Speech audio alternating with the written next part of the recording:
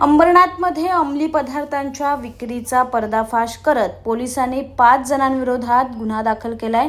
या कारवाईत गांजा, कोरेक्स, बटन गोळ्या, सोल्युशन असे अंमली पदार्थ पोलिसांनी जप्त केले आहेत। अंबरनाथ पश्चिमेच्या स्टेशन रोडवरील भगतसिंग नगरमध्ये ही कारवाई करण्यात आली। या परिसरात काही घरांमध्ये अंमली पदार्थांची विक्री सुरू असल्याची माहिती पोलिसांना मिळाली होती।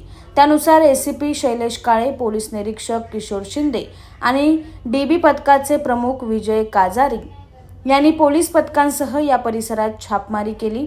या कारवाईत गांजा, कोरेक्स, कफ सिरप, गुंगीसाठी वापरल्या जाणाऱ्या बटन गोळ्या, सोल्युशन असे अंमली पदार्थ जप्त करण्यात आले। या प्रकरणी 3 महिला आणि 2 पुरुषांवर NDPS कायद्यान्वये गुन्हा दाखल करण्यात आला असून पुढील कारवाई सुरू असल्याची माहिती सहाय्यक पोलीस आयुक्त शैलेश काळे यांनी दिली आहे। अंबरनाथ पोलीस स्टेशन हद्दीमधील भगतसिंग नगर या परिसरामध्ये अंमली पदार्थ विकत असल्याची गोपनीय माहिती आमच्या अंबरनाथ पोलीस स्टेशनचे सिनियर PI श्री किशोर शिंदे यांना प्राप्त झाली होती।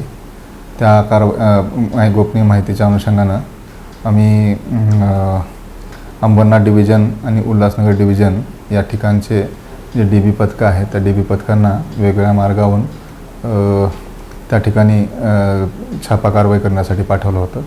सदर ठिकाणी आम्हाला काही प्रमाणात गांजा, काही कोरेक्सचे औषध आणि गोळ्या मिळालेल्या आहेत। त्या अनुषंगानं गुन्हा दाखल आहे, त्याचा अधिक तपास चालू आहे।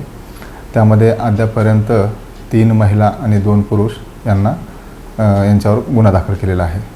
Bureau report, AB fast news, Ambernath.